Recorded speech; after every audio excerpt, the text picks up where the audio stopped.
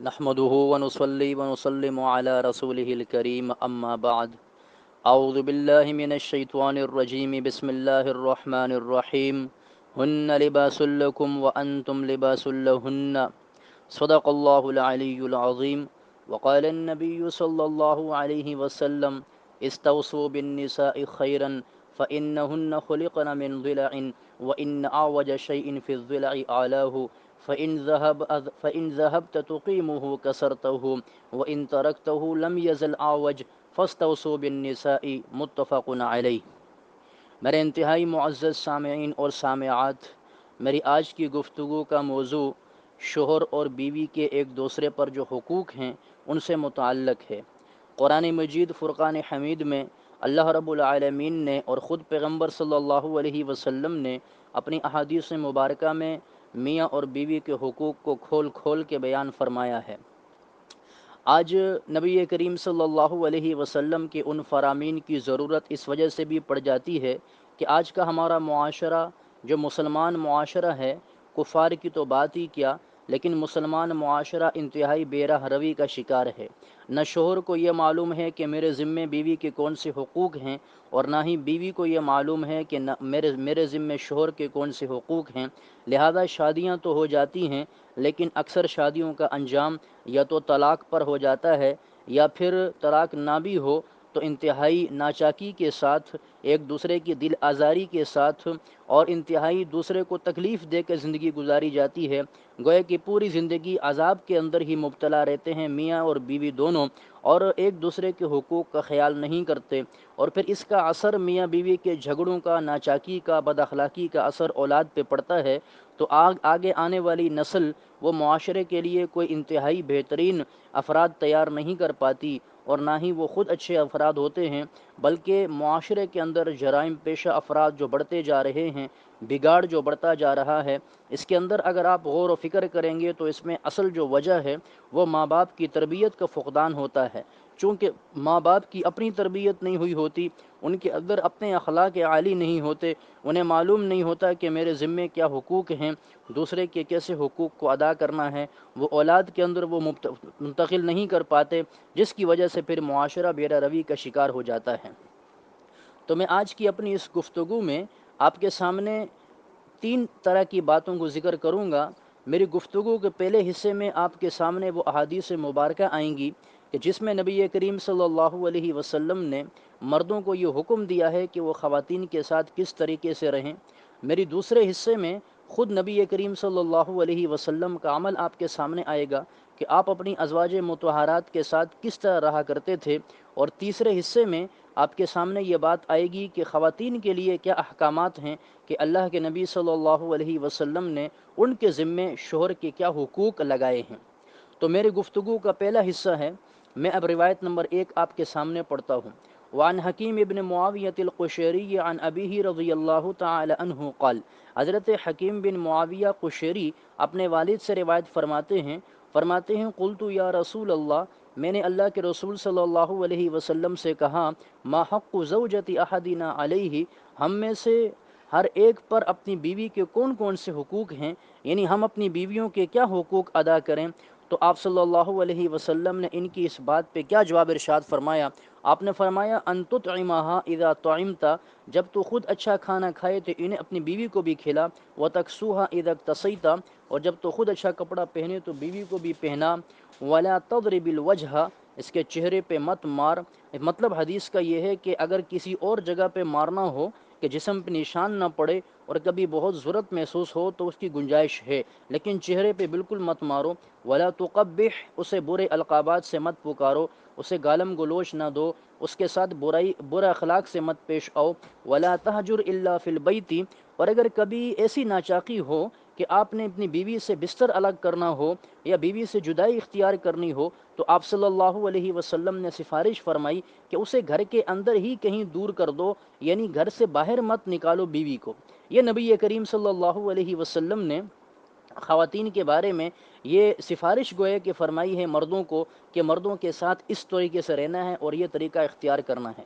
وعن ابی ہریرہ رضی اللہ تعالی عنہ قال، حضرت ابو ہریرہ رضی اللہ عنہ فرماتے ہیں قال رسول اللہ صلی اللہ علیہ وسلم استوصوا بالنساء خیرا، عورتوں کے ساتھ اچھے معاملات کے ساتھ رہو، فإنہن خلقن من ضلع، اس لیے کہ ان عورتوں کو پسلی سے پیدا کیا گیا ہے، وإن أعوج شيء فی الضلع اعلاہ، اس لیے اور پھر پسلی میں سب سے جو ٹیڑھی جگہ ہوتی ہے وہ اس کی بلند جگہ ہوتی ہے، فإن ذهبت تقیمہ کسرتہ، اگر آپ اسے ٹھیک کرنے کے لیے جاؤ گے تو توڑ دو گے، وإن ترکتہ لم یزل اعوج، اور اگر چھوڑ دو گے تو یہ ٹیڑھی ہی رہے گی، فاستوصوا بالنساء، عورتوں کے ساتھ اچھے انداز سے پیش آؤ۔ حدیث مبارکہ میں جو پسلی کا ذکر ہے، اشارہ اس بات کی طرف ہے کہ عورتوں میں سب سے پہلی عورت حضرت حوا علیہ السلام ہیں، جنہیں حضرت آدم علیہ السلام کی پسلی سے پیدا کیا گیا تھا۔ تو حدیث مبارکہ میں عورت کی فطرت کا ذکر ہے کہ عورت کی فطرت میں اللہ نے ٹیڑھا پن رکھا ہے، یہ کبھی آپ کے مزاج کے مطابق بات کرے گی، کبھی آپ کے مزاج کے مطابق عمل کرے گی،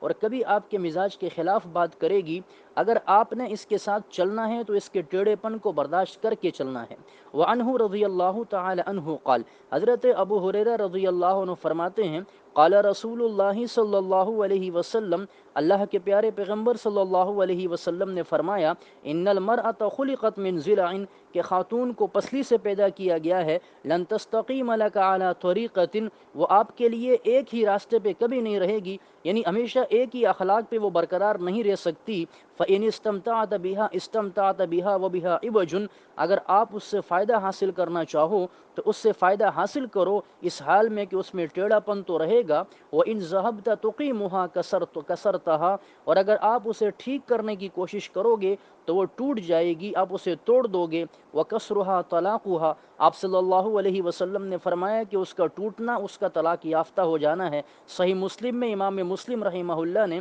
اس روایت کو نقل کیا ہے۔ گویا کہ نبی کریم صلی اللہ علیہ وسلم اس بات کو بیان فرما رہے ہیں کہ خاتون میں کچھ ٹیڑھا پن ہے۔ اس کی وجہ ایک دوسری حدیث میں یہ ہے کہ عورتوں کو اللہ نے انہن ناقصات العقل و ناقصات الدین، عقل کی بھی یہ ناقص ہیں، دین کے اعتبار سے بھی ناقص ہوتی ہیں، ان میں عقل کامل درجے کی نہیں ہوتی، اس وجہ سے یہ کبھی ایک بات ٹھیک کر لیتی ہیں تو دوسری بات غلط کر دیتی ہیں، جس بات سے انہیں آپ منع کریں کبھی وہی بات دوبارہ کر لیں گی۔ مرد کو اللہ رب العالمین نے طاقتور بنایا، عقل کے اعتبار سے کامل بھی بنایا ہے، لہذا مرد کو یہ چاہیے کہ اپنے اندر برداشت کے مادے کو پیدا کرے اور بیوی کی غلط بات پہ جائز انداز سے اچھے انداز سے سمجھانے کی کوشش کرے، گالم گلوچ نہ کرے، مار کٹائی نہ کرے، گھر کا ماحول خراب نہ کرے، بلکہ اچھے انداز سے قرآن و حدیث کے ذریعے اپنی بیوی کو سمجھانے کی کوشش کرے۔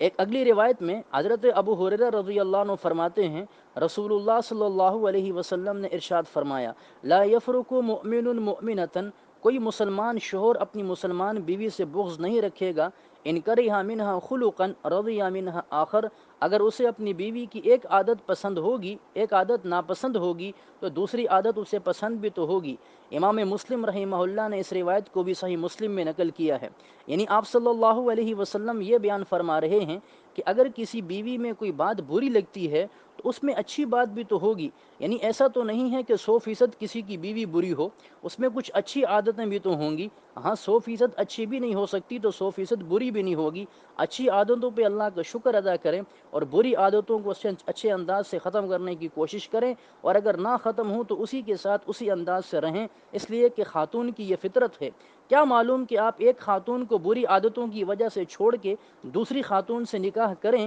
تو کیا گارنٹی ہے کہ وہ اچھی ہوگی، ہو سکتا ہے وہ پہلی والی سے بھی زیادہ بری نکل جائے، تو پھر انسان کیا کرے گا؟ اس لیے کہ ہر خاتون کی فطرت میں ٹیڑھا پن ہے، جب ٹیڑھا پن ہے تو ان کے اندر کمزوریاں اور خامیاں ہوں گی، انہی کے ساتھ انسان کو اپنی زندگی گزارنی ہے۔ وہ جنت ہوگی کہ جہاں انسان کی بیویاں ہر اعتبار سے اس کے مطابق چلیں گی۔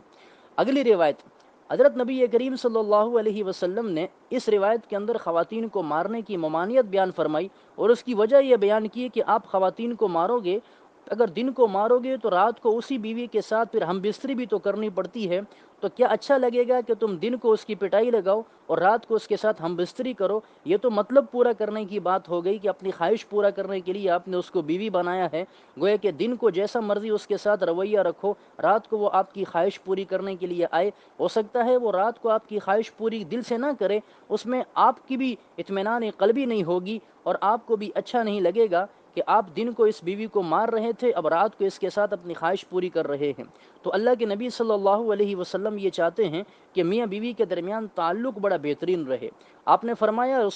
لا یجلد احدکم امرأتہ جلد العبد، تم میں سے کوئی اپنی بیوی کو غلام کے مارنے کی طرح نہ مارے کہ جیسے اپنے نوکر کو مارتا ہے ایسے بیوی کو نہ مارے۔ کیوں؟ ثم یجامعها فی آخر الیوم، اس لیے کہ پھر دن کے آخری حصے میں اس سے ہم بستری بھی تو کرے گا۔ وفی روایت، اور ایک روایت میں ہے فیعمد احدکم فیجلد امرأتہ جلد العبد، تم میں سے کوئی اس بات کا ارادہ کرتا ہے کہ اپنی بیوی کو غلام کی طرح مارے، فلعلہ یضاجعها فی آخر یومہ، شاید کہ وہ دن کے آخری حصے میں اس کے ساتھ ہم بستری بھی تو کرے گا۔ تو معلوم یہ ہوا کہ اللہ کے نبی صلی اللہ علیہ وسلم کا مزاج یہ ہے کہ اپنی بیویوں کو مارے نہیں، بلکہ حکمت اور بصیرت کے ساتھ، اچھے انداز کے ساتھ اپنی بیویوں کو آپ سمجھائیں۔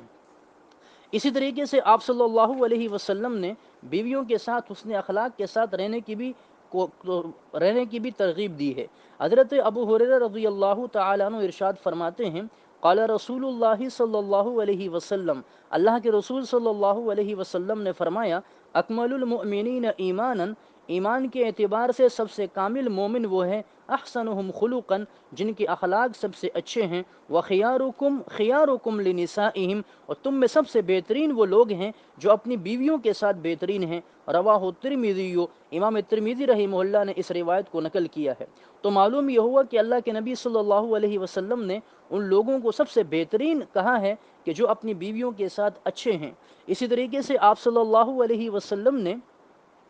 ان عورتوں کے بارے میں یہ بھی فرمایا کہ اتقوا اللہ فی النساء، خواتین کے بارے میں اللہ سے ڈرو، یعنی یہ خواتین جو ہیں ان کے بارے میں آپ سے قیامت کے دن سوال کیا جائے گا کہ آپ نے ان کے ساتھ کیا معاملہ کیا، لہذا ان خواتین کے بارے میں عورتوں کے بارے میں آپ اللہ رب العالمین سے ڈرو۔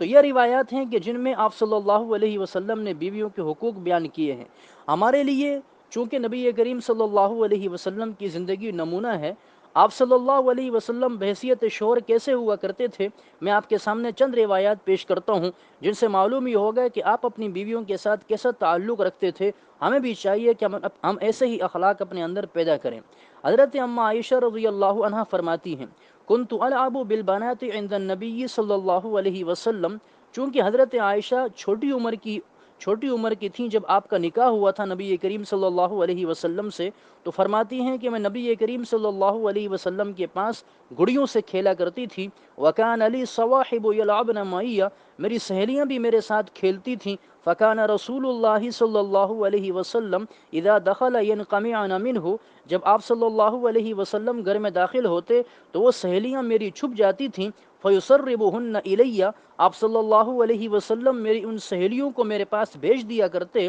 فیلعبن معی، اور پھر وہ دوبارہ میرے پاس آ کے میرے ساتھ کھیلا کرتی تھیں۔ تو پتہ یہ چلا کہ نبی کریم صلی اللہ علیہ وسلم اپنی بیوی حضرت اماں عائشہ صدیقہ رضی اللہ عنہا کی دل جوئی کا کتنا خیال کیا کرتے تھے۔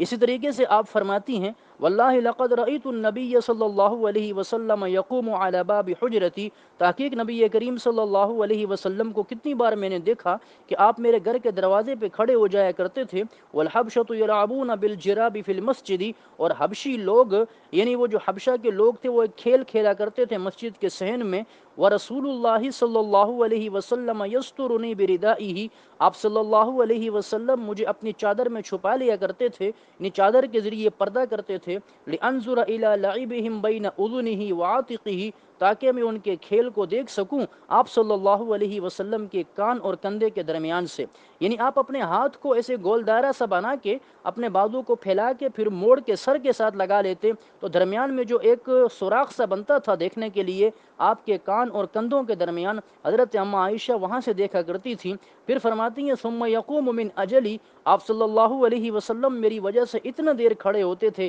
حتی اکون انا التی انصرف، یہاں تک کہ میں کہتی تھی کہ یا رسول اللہ اب بس کر لیتے ہیں۔ فقدروا قدر الجاریت الحدیثۃ السن الحریصۃ علی اللہو، یہ جملہ یہ چیخ چیخ کر ہمیں بتا رہا ہے کہ بیویوں کی کتنی رعایت کرنی چاہیے۔ حضرت عائشہ فرماتی ہیں کہ اندازہ لگاؤ اس نوجوان لڑکی کے بارے میں الحدیثۃ السن، جو ابھی چھوٹی عمر کی ہے، الحریصۃ علی اللہو، جو کھیل کود دیکھنے کی شوقین بھی ہے، کہ وہ کتنی دیر کھڑی ہو کے دیکھتی ہوگی۔ لیکن نبی کریم صلی اللہ علیہ وسلم نے کبھی منع نہیں کیا کہ عائشہ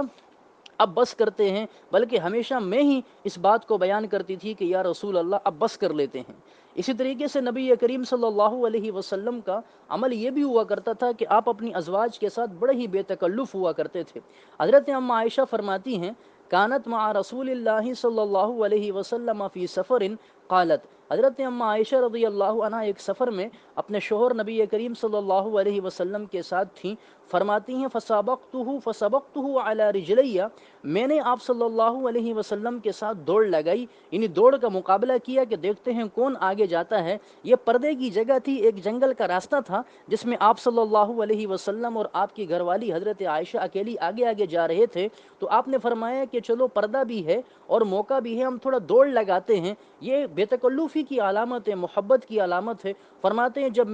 ہم نے دوڑ لگائی، میں اس دوڑ میں آگے نکل گئی، فلما حملت اللحم سبقته فسبقنی، جب میرے جسم پہ گوشت آیا، یعنی میں تھوڑی صحت مند ہو گئی، کچھ عرصے کے بعد کی بات ہے، ایک مرتبہ پھر ہم ایسے ہی سفر میں تھے، پھر ہم نے دوڑ لگائی، تو اس مرتبہ نبی کریم صلی اللہ علیہ وسلم آگے نکل گئے۔ آپ نے پھر اس کے بعد فرمایا، نبی کریم صلی اللہ علیہ وسلم نے دوڑ جیتنے کے بعد فرمایا عائشہ هذه بتلك السبقہ، یہ اس پرانی دوڑ کا بدلہ ہو گیا جو تم نے جیتی تھی، آج میں جیت گیا ہوں، حساب برابر ہو گیا ہے۔ امام ابو داؤد رحمہ اللہ نے سنن ابی داؤد کے اندر اس روایت کو بھی نقل کیا ہے۔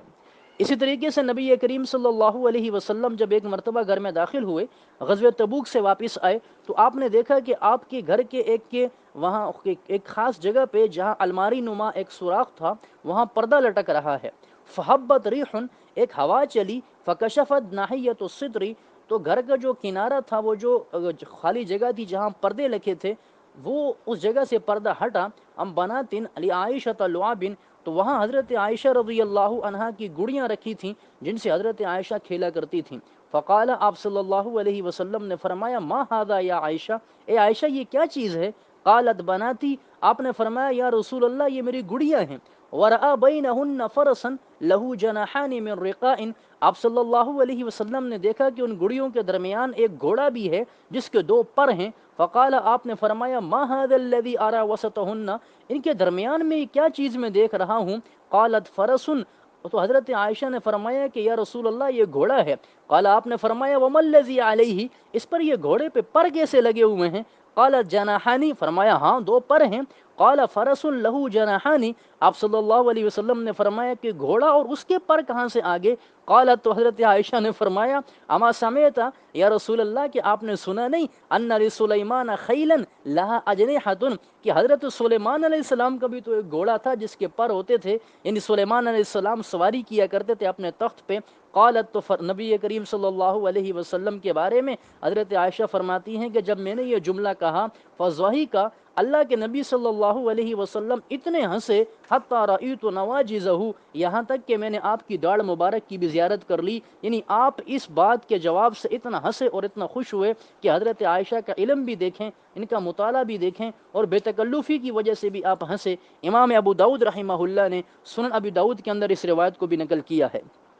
تو یہ نبی کریم صلی اللہ علیہ وسلم کا عمل ہے اپنی ازواج مطہرات کے ساتھ۔ اسی طریقے سے بعض روایات میں شمائل ترمذی میں ہے کہ حضرت نبی کریم صلی اللہ علیہ وسلم اس بات کا اہتمام کیا کرتے تھے، حضرت عائشہ سے پوچھا کرتے تھے کہ تم نے کس جگہ سے منہ لگا کے برتن کو پانی پیا ہے؟ حضرت عائشہ بتاتی پھر آپ اسی جگہ سے منہ لگا کے پانی پیا کرتے تھے، اور کھانے کے بارے میں بھی اسی طریقے سے آپ دریافت فرمایا کرتے تھے۔ یہ محبت اور پیار جب میاں بیوی میں ہوتا ہے تو زندگی کی گاڑی بڑی بہترین طریقے سے آگے چلتی ہے۔ اسی طریقے سے آپ صلی اللہ علیہ وسلم نے خواتین کی سفارش کرتے ہوئے ایک اور بات بھی ارشاد فرمائی. میں دو روایات پیش کر کے پھر بیوی کے ذمے جو حقوق ہیں ان کو بیان کرتا ہوں. حضرت اماں عائشہ فرماتی ہیں قال رسول اللہ صلی اللہ علیہ وسلم، اللہ کے رسول صلی اللہ علیہ وسلم نے ارشاد فرمایا خیرکم خیرکم لأہلہ، تم میں سب سے بہترین وہ ہے جو اپنی بیوی کے ساتھ بہترین ہے. وانا خیرکم لأہلی، اور میں اپنی بیویوں کے ساتھ سب سے بہترین ہوں تم میں سے. وَإِذَا مَاتَ صَاحِبُكُمْ فَدَعُوهُ، جب تم میں سے کسی کا ساتھی مر جائے، یعنی میاں مر جائے یا بیوی مر جائے، تو اس کا ذکر برائی کے ساتھ نہ کرو، اس کا برا ذکر نہ کرو بلکہ اچھا ذکر کرو.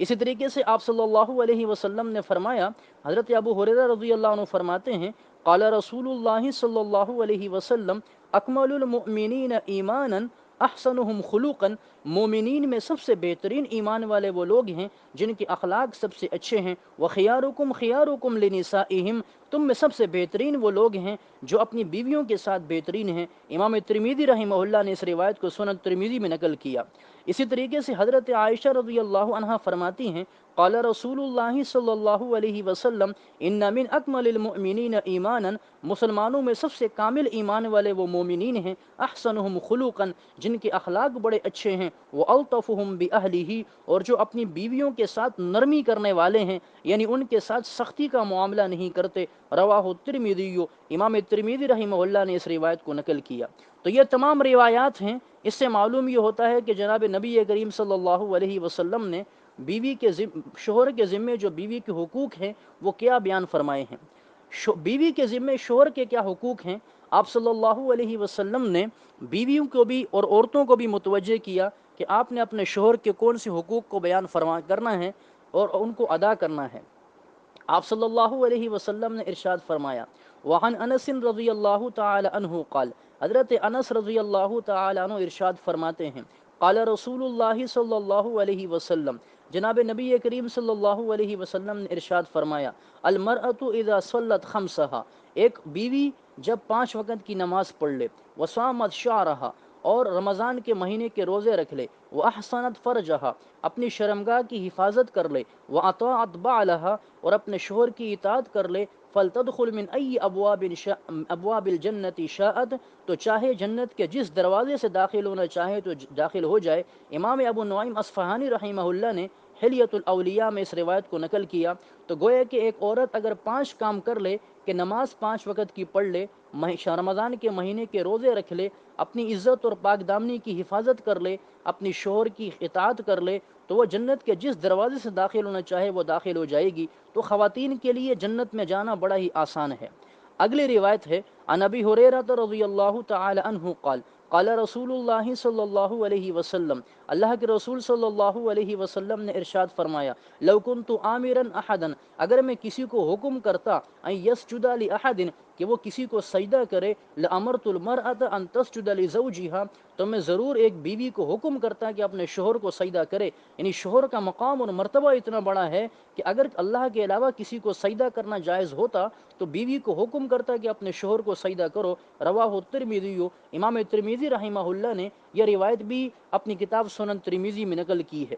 حضرت ام سلمہ رضی اللہ عنہا فرماتی ہیں قالت قال رسول اللہ صلی اللہ علیہ وسلم، اللہ کے رسول صلی اللہ علیہ وسلم نے فرمایا ایما امرأۃ ماتت وزوجها عنہا راض، جو بھی بیوی یا خاتون اس حال میں انتقال کر گئی کہ اس کا شوہر اس سے راضی تھا، دخلت الجنہ، تو وہ جنت میں داخل ہو جائے گی. گویا کہ بیوی کا جنت میں داخلہ وہ شوہر کی رضامندی کے ساتھ ہے، اور اگر کسی کا شوہر عورت کے انتقال کے وقت ناراض رہا تو پھر اس کے لیے جہنم ہے، اس کے لیے جنت نہیں ہے. امام ترمذی رحمہ اللہ نے اس روایت کو بھی امام اپنے سنن ترمذی میں نقل کیا.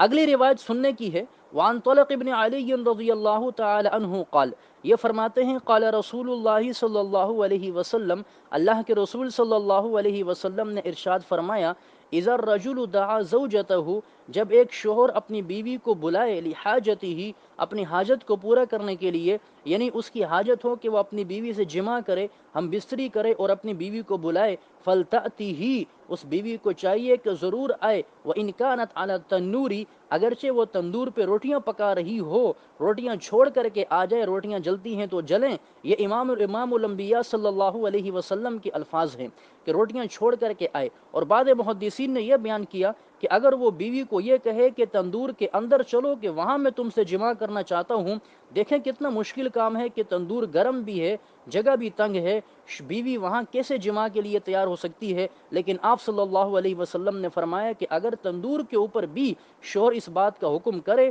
تو وہاں بھی جانے کے لیے بیوی کو ضروری ہے کہ شوہر کی بات کو مانے گی۔ اسی طریقے سے حضرت نبی کریم صلی اللہ علیہ وسلم نے نافرمان بیویوں کو سمجھانے کے لیے ایک بات ارشاد فرمائی۔ عن النبی صلی اللہ علیہ وسلم، حضرت معاذ رضی اللہ عنہ فرماتے ہیں، نبی کریم صلی اللہ علیہ وسلم سے روایت ہے، فرماتے اللہ کے رسول نے فرمایا، لا تؤذی امرأۃ زوجہا فی الدنیا، جب بھی کوئی بیوی دنیا میں اپنے شوہر کو تکلیف دیتی ہے، الا قالت زوجته من الحور العین، تو پھر جنتی بیوی جو اس شوہر کے لیے ہوتی ہے وہ کہتی ہے، لا تؤذیہ، اسے تکلیف مت دے، قاتلک اللہ فانما هو عندک دخیل، اے عورت دنیا کی جو تو اس کی بیوی ہے، اللہ تجھے قتل کرے، اسے تکلیف نہ دے، اس لیے کہ یہ تیرے پاس تو چند دنوں کا مہمان ہے، یوشک ان یفارقک الینا، یہ تو ان قریب ہمارے پاس آ جائے گا، جب تک تیرے پاس ہے اس کی قدر کر، اسے تکلیف نہ دے۔ تو دیکھیے ان تمام روایات میں شوہر کے کیسے مقام اور مرتبے کو بیان کیا جا رہا ہے۔ اگلی روایت دیکھیے گا، حضرت ام عائشہ صدیقہ رضی اللہ عنہ فرماتی ہیں، ان رسول اللہ صلی اللہ علیہ وسلم کان فی نفر من المہاجرین، حضرت نبی کریم صلی اللہ علیہ وسلم مہاجرین کی ایک جماعت میں تھے، فجاء بعیر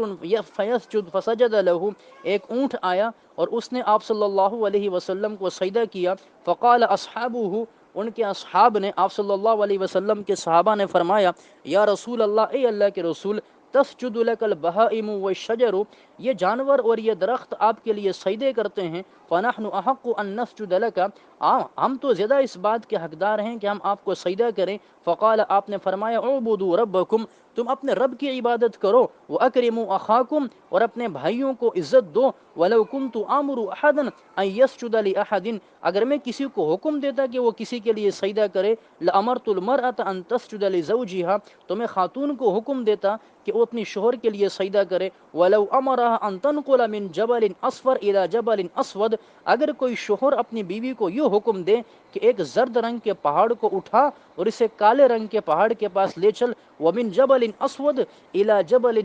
ابیض، اور کالے رنگ کے پہاڑ کو اٹھا اور سفید رنگ کے پہاڑ کے پاس اسے لے چل، کانا ینبغی لہا ان تفعلہ، عورت کے لیے یہ ضروری تھا کہ اس کام کو کرتی۔ یعنی دیکھیے کہ پہاڑ کو اٹھانا کتنا مشکل کام ہے، پہاڑ کو تو کوئی نہیں اٹھا سکتا، لیکن آپ صلی اللہ علیہ وسلم شوہر کے حکم کی اہمیت کو بیان فرما رہے ہیں کہ شوہر کا حکم کتنا اہم ہے، کہ بیوی کو یہ چاہیے کہ اگر شوہر کبھی ایسا حکم دے دے جو ممکن بھی نہیں ہے لیکن پھر بھی اسے کرنے کی پوری کوشش کرے۔ اگر کوئی شوہر یہ کہے کہ اس پہاڑ کو یہاں سے اٹھاؤ اور پھر دوسرے پہاڑ کے پاس لے جاؤ، تو بیوی یہ نہ کہے کہ یہ کیسے ہوگا، یہ کون کر سکتا ہے، بس پہاڑ پہ زور لگانا شروع کر دے اور اسے اٹھانے کی کوشش کرے، اٹھے گا نہیں، بس حکم پورا ہو جائے گا۔ یہ شوہر کا مقام اور مرتبہ ہے۔ اسی طریقے سے آپ صلی اللہ علیہ وسلم نے فرمایا، حضرت جابر رضی اللہ عنہ روایت فرماتے ہیں، آپ نے فرمایا، ثلاثۃ لا يقبل لهم صلاۃ ولا تصعد لهم حسنۃ،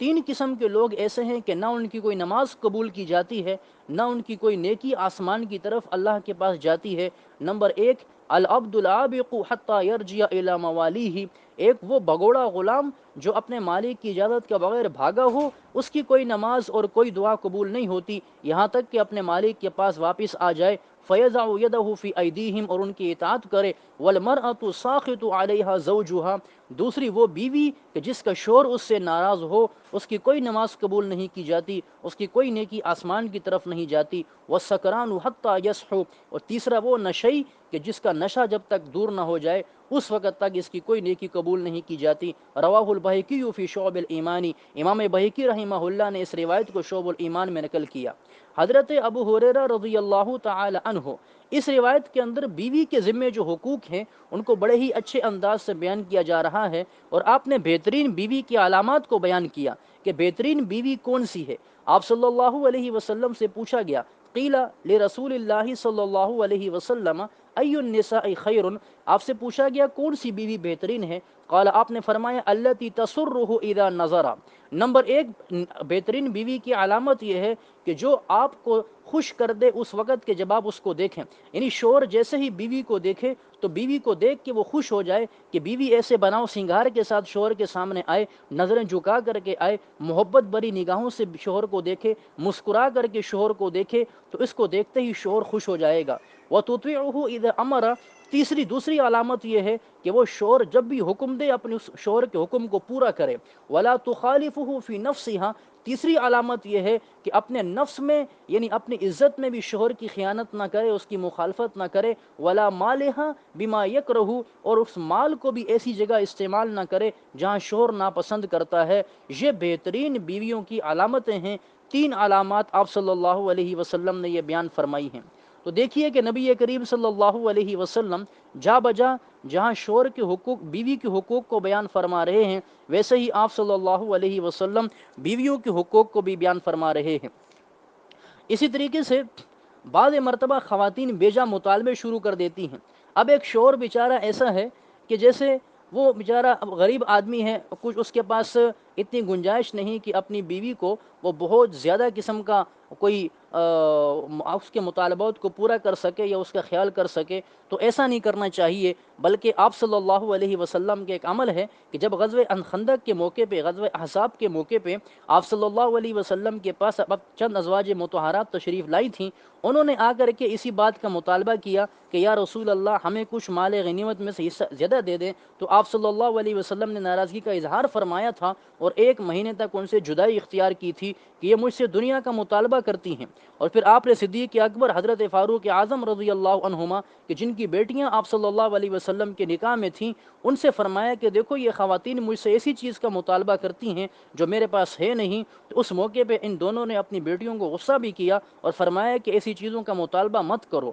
تو پتہ یہ چلا کہ نیک بیوی وہ ہوگی جو اپنے شوہر کے ساتھ اس کی گنجائش کے مطابق چلے گی اور اس کے ساتھ بیجا مطالبات نہیں کرے گی، اسے تنگ نہیں کرے گی۔ میں آخری روایت اس آج کے موضوع کی پڑھ کے بعد ختم کرتا ہوں کہ دیکھیں نبی کریم صلی اللہ علیہ وسلم نے بیویوں کے کیا حقوق بیان کیے، بیویوں کے اوپر شوہر کے کیا حقوق بیان کیے ہیں۔ یہ آخری 2 روایات ہیں، اس کے بعد بات ختم ہو جائے گی۔ حضرت ابو ہریرہ رضی اللہ تعالی عنہ فرماتے ہیں، قال رسول اللہ صلی اللہ علیہ وسلم، اللہ کے رسول صلی اللہ علیہ وسلم نے ارشاد فرمایا، اذا دعا الرجل امرأته الى فراشه، کہ جب کوئی مرد اپنی بیوی کو بستر پہ بلائے، فابت، وہ انکار کر دے، اس کی خواہش پورا کرنے سے انکار کر دے، فباتا غضبان، وہ شوہر رات کو غصے میں سو جائے، لعنت الملائکۃ حتی تصبح، صبح تک ایسی بیوی پر فرشتے لعنت کرتے رہتے ہیں۔ متفق علیہ، امام بخاری رحمہ اللہ اور امام مسلم رحمہ اللہ نے روایت دونوں نے اپنی کتاب میں نقل کی، اور پھر فرمایا ایک روایت میں والذی نفس بیدہ، آپ صلی اللہ علیہ وسلم نے فرمایا اس ذات کی قسم جس کے قبضے میں میری جان ہے، ما من رجل یدعو امرأتہ الی فراشہ، کوئی بھی مرد ایسا ہو جو اپنی بیوی کو بستر پہ بلائے یعنی خواہش پوری کرنے کے لیے بلائے، فتاب علیہ، بیوی انکار کر دے، الا کان الذی فی السماء ساخطا علیہا، وہ اللہ آسمان والا اللہ جو ہے وہ اس بیوی پہ اس وقت تک ناراض رہے گا، حتی یرضی عنہا، یہاں تک کہ یہ شوہر اس سے راضی ہو جائے۔ تو گویا کہ آپ صلی اللہ علیہ وسلم نظام زندگی کو بڑا بہترین انداز سے بیان کرتے ہوئے یہ اس بات کی ترغیب دے رہے ہیں کہ دیکھیں جب شوہر بیوی کو بلائے اور بیوی نہیں آئے تو اس پہ کتنی سخت وعید ہے۔ اس کی وجہ یہ ہے کہ شوہر جب بیوی کو اپنی جائز خواہش کو پورا کرنے کے لیے بلاتا ہے، اگر بیوی اس وقت اس کی خواہش کو پورا نہیں کرے گی، لازمی بات ہے کہ شوہر اس خواہش کو پورا کرنے کے لیے کسی ناجائز راستے کا انتخاب کرے گا، یا تو کسی کی بیوی کسی کی ماں بہن کے ساتھ وہ بد تعلق قائم کرے گا، یا پھر یہ ہے کہ وہ کوئی اور غلط راستہ زنا کا اختیار کرے گا، یا اس کے علاوہ اور برائی کے راستے اختیار کرے گا۔ ان تمام کی ذمہ دار یہ بیوی ہے جس نے ایک جائز طریقے سے خواہش اپنے شوہر کو نہیں پورا کرنے دی۔ لہذا بیویوں کو یہ چاہیے کہ جیسے ہی شوہر انہیں اپنی خواہش پورا کرنے کے لیے بلائیں وہ انکار کبھی نہ کریں۔ اپنے آپ کو پیش کریں۔ آج بیویاں کبھی یہ عذر کرتی ہیں کہ ہماری صحت ٹھیک نہیں، ہم بیمار ہیں، ہم تھکی ہوئی ہیں۔ ازواج مطہرات میں سے کسی بیوی سے یہ لفظ ثابت نہیں ہے کہ کبھی کسی نے نبی علیہ السلام نے انہیں بلایا ہو، یا صحابہ کرام اور تابعین تبع تابعین جو نیک بیویاں ہیں، کسی کی زبان سے یہ جملہ کبھی نہیں نکلا کہ آج ہم تھکی ہوئی ہیں یا آج ہم بیمار ہیں، ہم آپ کی خواہش پوری نہیں کر سکتی۔ بیوی شوہر بھی اتنا کوئی بیوقوف نہیں ہوتا کہ وہ بیوی کی حالت دیکھے کہ بیمار ہے، پریشان ہے، وہ پھر بھی اسے کہے کہ آپ میری خواہش پوری کریں۔ لیکن جب شوہر محسوس کرتا ہے کہ بیوی ٹھیک ہے، ظاہراً صحیح ہے اور صحت مند کی حالت میں ہے، وہ شوہر اسے بلائے اپنی خواہش پورا کرنے کے لیے، تو بیوی کے لیے فرض ہے، واجب ہے کہ وہ آئے اور اس کی خواہش کو پورا کرے، اس لیے کہ اگر نہیں کرے گی تو اللہ کے فرشتے ساری رات اس پہ لعنت کریں گے، اور اسی طریقے سے اللہ رب العالمین اس وقت تک ناراض رہے گا جب تک شوہر راضی نہیں ہوا۔ اس کی وجہ یہ ہے کہ نبی کریم صلی اللہ علیہ وسلم معاشرے کو پاکیزہ بنانا چاہتے ہیں، بے حیائی، فحاشی اور یعنی کے تمام دروازے بند کرنا چاہتے ہیں۔ تو خلاصہ کلام یہ ہے کہ شوہر کو بھی چاہیے کہ اس کے ذمے جو حقوق ہیں کہ اپنی بیوی کو اچھا کھلائے، اپنی بیوی کو اچھا پہنائے، اس کے ناز نخروں کو برداشت کرے، اس کے ساتھ اچھا تعلق رکھے، اس کی جائز باتوں کو خوشی سے مانے، اسے پیار محبت کے ساتھ بلائے، اسے پیار محبت کے ساتھ تعلق میں رکھے، اور مار کٹائی نہ کرے، غلط جملے نہ کہے، اس کے ماں باپ کو برا بلا نہ کہے، اس کے بہن بھائیوں کو برا بلا نہ کہے۔ ایک بیوی کتنی قربانی دے کے ایک شوہر کے پاس آتی ہے کہ اپنے ماں باپ کو چھوڑتی ہے، بہن بھائیوں کو چھوڑتی ہے اس شوہر کی خاطر۔ اس شوہر کو بھی خیال کرنا چاہیے کہ میری یہ بیوی اتنی قربانی دے کر کے آئی ہے، تو لہذا میں اس کا خیال کروں، یہ میری عزت ہے، یہ میرے لیے کتنی بڑی نعمت ہے کہ یہ میری پاک دامنی کی وجہ ہے کہ جب مجھے خواہش ہوتی ہے میں اسے اپنی خواہش پوری کر لیتا ہوں۔ یہ میرے بچوں کی حفاظت کرتی ہے، انہیں پالتی ہے، میرے بچوں کو 9 مہینے اپنے پیٹ میں پہلے سنبھالتی ہے، پھر اس کے بعد وضع حمل کا کتنا مشکل مرحلہ یہ پار کرتی ہے، پھر بچوں کو 2 مہینے دودھ پلاتی ہے، پھر پوری زندگی بچوں کے ساتھ تعلق کی وجہ سے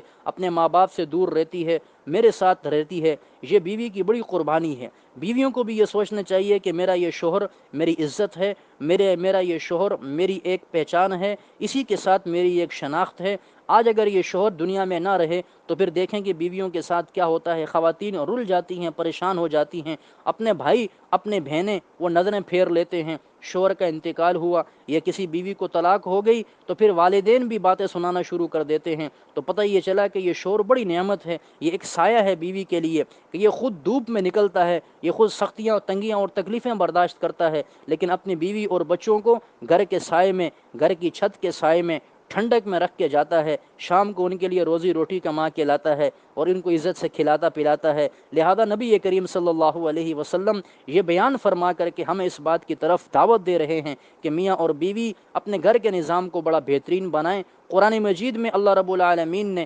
میاں اور بیوی کو ایک دوسرے کا لباس قرار دیا ہے، ہن لباس لکم وانتم لباس لہن، کہ تم ان کا لباس ہو، یہ تمہارا لباس ہے۔ لباس کا مطلب یہ ہے کہ لباس جیسے انسان پہنتا ہے انسان کے عیوب چھپ جاتے ہیں، میاں اور بیوی کا تعلق ایسا ہونا چاہیے کہ وہ دونوں ایک دوسرے کے ساتھ ایسا رہیں کہ میاں اگر بیوی کے اندر کوئی برائی دیکھے اسے اپنے دل میں رکھے، کسی کو نہ بتائے، اگر بیوی شوہر کے اندر کوئی برائی دیکھے اسے اپنے دل میں رکھے، کسی کے سامنے بیان نہ کرے۔ یہ میاں بیوی کا ایک محبت بھرا تعلق اگر قائم ہوگا، اس سے اولاد جو پیدا ہوگی وہ بھی انشاءاللہ وقت کی بہترین ایک اولاد ہوگی، وہ امت کی ترجمان بنے گی، امت کی محافظ بنے گی، قرآن مجید کی خادم بنے گی اور دین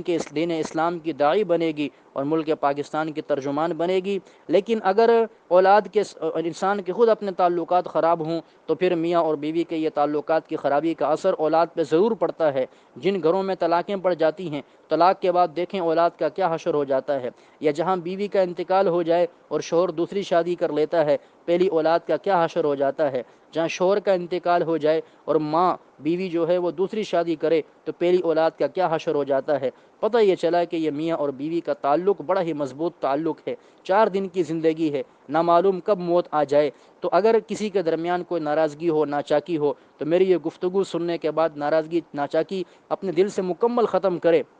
ایک دوسرے پہ اعتماد کریں، ایک دوسرے کے ساتھ اپنی باتوں کو شیئر کریں، کھل کے ایک دوسرے کے ساتھ بولیں کہ میاں اور بیوی کا تعلق یہ ڈھکے چھپے کا نہیں ہے، یہ شرم پردے کا نہیں ہے۔ بعض مردوں کی عادت یہ ہوتی ہے وہ بیوی کے ساتھ کھل کے بولنا مردانگی کے خلاف سمجھتے ہیں، وہ کہتے ہیں جی ہم نے بیویوں کو ساتھ کھل کے بات کی تو یہ سر پہ چڑھ جائیں گی، کوئی سر پہ نہیں چڑھتا۔ آپ اچھے اخلاق کا مظاہرہ کریں، آپ ایک بات اچھی کریں گے، آپ کی بیوی آپ سے دو باتیں اچھی کرے گی۔ کبھی اپنی بیوی کے ساتھ بیٹھ کے کھانا کھلائیں، لقمہ بنا کے اس کے منہ میں ڈالیں، آپ اس کے ناز نخرے برداشت کریں، اس کی جائز باتوں کو آپ اچھے انداز سے خوشی سے مانیں، انشاءاللہ اس بیوی کے دل میں اللہ آپ کی محبت کو پیدا کر دے گا۔ اور شوہر کے لیے، بیوی کے لیے یہ ہے اپنے شوہر کے لیے خوب بناؤ سنگھار کیا کرے، تیار ہوا کرے کہ شوہر اس بات کو پسند کرتا ہے کہ اس کی بیوی خوبصورت لگے۔ گھر کے اندر صفائی ستھرائی کا نظام بنائے، جیسے ہی شوہر آ جائے تو پھر اب آج کل ایک بیماری موبائل کی ہے، شوہر جیسے گھر پہ آتا ہے بیویاں موبائل پہ ہی لگی ہوتی ہیں، اپنے بھائیوں سے بات کر رہی ہیں، بہنوں سے باتیں کر رہی ہیں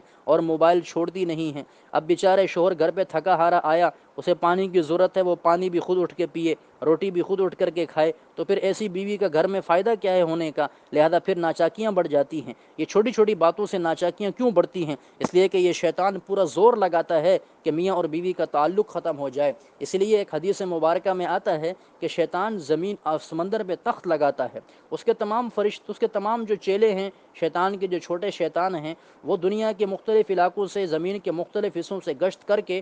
دن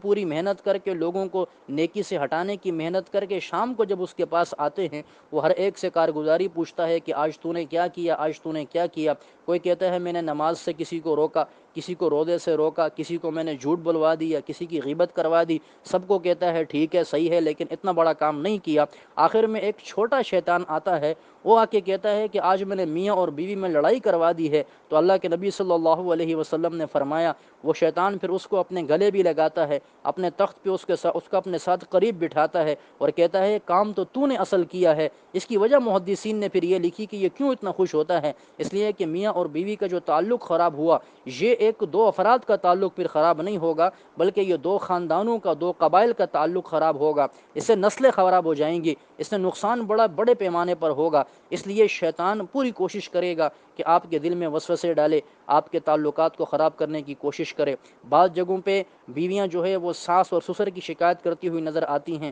اور بعض جگہوں پہ شوہر وہ اپنے ساس اور سسر کی شکایت کرتے ہوئے نظر آتے ہیں۔ اس لیے شوہر کو یہ چاہیے کہ بیوی کے ماں باپ کو اپنا ماں باپ سمجھ کے چلے، اور بیوی کو یہ چاہیے کہ اپنی ساس سسر کو اپنے ماں باپ سمجھ کر کے چلیں، اور اچھے اخلاق کا مظاہرہ سب کے ساتھ کریں۔ اللہ رب العالمین سے دعا ہے کہ اللہ رب العالمین جو کچھ کہا سنا اس پہ سب سے پہلے مجھے خود اور پھر اس کے بعد آپ تمام کو عمل کی توفیق عطا فرمائے، اور اس گفتگو کو میرے لیے صدقہ جاریہ بنا دے، جناب نبی کریم صلی اللہ علیہ وسلم تک اس کا پورا ثواب پہنچا دے۔ ہمارے جتنے مرحومین اس دنیا سے جا چکے ہیں، خاص کر کے ہماری دادی محترمہ، ان تک اللہ رب العالمین اس گفتگو کا پورا ثواب پہنچا دے۔